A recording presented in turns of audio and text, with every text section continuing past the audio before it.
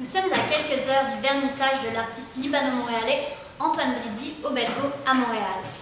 L'exposition Bridi Solo 2013 est présentée par pinkcloud.ca. Nous rencontrons ce soir l'artiste peintre pour lui poser quelques questions.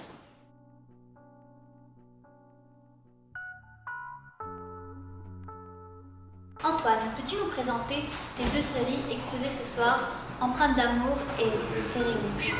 En deux mots, donc s'il faut expliquer ça, on voit quand même qu'il y a une atmosphère qui domine, une atmosphère énergétique, émotionnelle qui domine ces tableaux-là.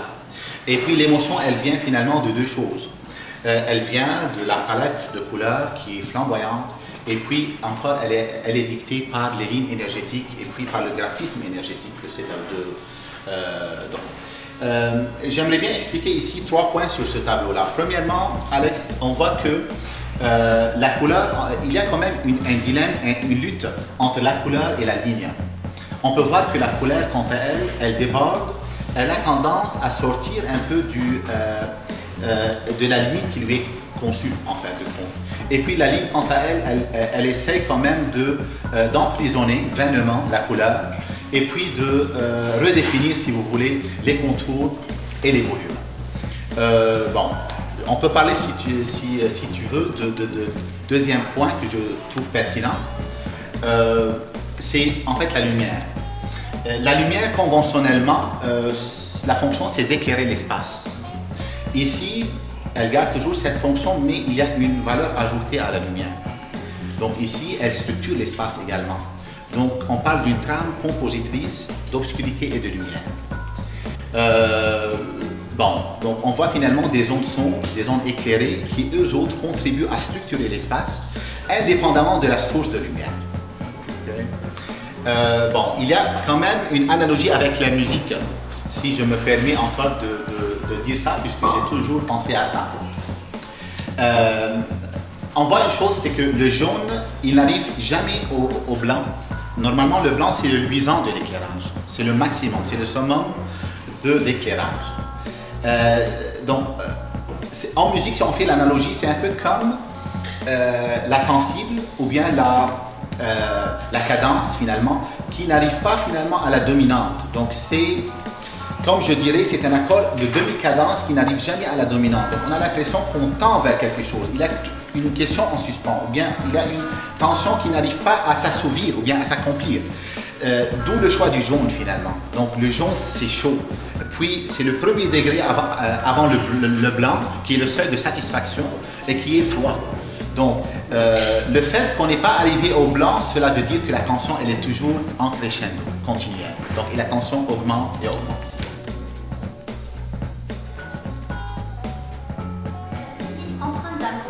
Soulever la controverse lors des premiers lancements.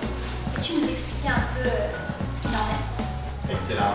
En fait, la série Empreintes d'amour, il s'agit d'une relation finalement amoureuse dans un couple finalement. La seule nuance, c'est que si tu veux, le masculin en fait, il est invisible. On voit juste sa présence à travers ses empreintes sur le corps. Et puis finalement, on va garder, on peut voir que les volumes, ils sont en suspens éternel. Donc il y a quand même une intemporalité qui est accordée à ces œuvres-là. Ça c'est très important de savoir, c'est que quand on soustrait le genre masculin, comme si on invite les observateurs à prendre un peu ce rôle. Donc il y a quand même une interactivité entre l'œuvre et l'observateur. Donc ils se sont impliqués quand même, d'où la relationnelle. Donc c'est, en deux mots, finalement, la toile et l'observateur, ils vont concerter conjointement pour définir l'œuvre. C'est ça le principe de l'art relationnel et de cette série-là. Donc il faut comprendre que l'acte d'amour, surtout dans une phase évoluée, donc si on parle d'une relation sexuelle, en apparence, formellement parlant, c'est quelque chose de violent. Mais au fond d'elle-même, c'est une extase à la fois spirituelle et corporelle. Pourquoi avoir choisi d'évacuer la couleur? Oui, en fait, il faut avouer que ce sont finalement des ébauches, des études préparatrices pour des toiles qui sont de dimensions plus grandes. Donc, on doit s'attendre pour les nouvelles expositions à venir, finalement, la même série avec de la couleur. mais j'ai senti que le fait d'évacuer la couleur en fin de compte, ça donne quand même, donc les formes, ils arrivent quand même à l'émotion, elle arrive à sa plénitude. Donc on n'a pas besoin vraiment de charger, puisque l'émotion ici, ou la déformation, elle est dictée par l'émotion. Donc pas besoin finalement d'ajouter une couleur flamboyante pour suggérer cette émotion, elle est présente. Donc c'est ça. Donc si j'adhérerai dans le futur à des couleurs, ça va être bien étudié. Peut-être des couleurs monochromes, ou bien je dirais dans une gamme rabattue. Dans une gamme mélancolique, oui, je le ferai, mais pas avec des couleurs brillantes.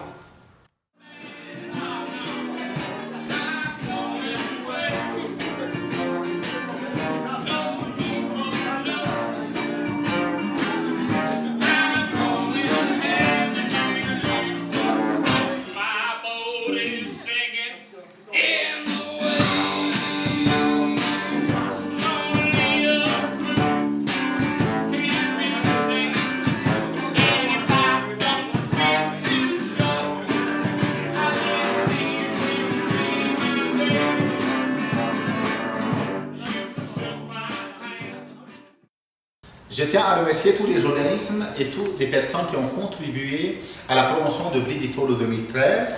L'agent culturel Mathieu Toer, responsable de l'organisation des 3 séries d'exposition Brindisi Solo 2013. Les commanditaires Pink Cloud, Everbliss, les cafés Bistro, l'Exception et Arrêt de Bus, les organismes culturels DAM, Diversité Artistique Montréal, Culture Montréal, Eureka, Mesdames Yolène Plante et Angélique Boulet, Radio-Canada RCI et la journaliste Colette Darham, les fondateurs de groupes sur Facebook, Madame Lamia Charlebois, fondatrice de Siro Dara, Monsieur Joseph Masri, fondateur de Montréal Middle East, et Madame Katia Carriot, fondatrice de l'espace Aquaba, ainsi que les amis influents, Mesdames Karine Lafleur et Émilie Pacharella, sans oublier nos musiciens invités, Phil Spark, Street Meat et Black Lotus. Bon, et puis je remercie ma douce moitié, Jackie, pour m'avoir supporté et supporté ma folie toutes ces années. Merci.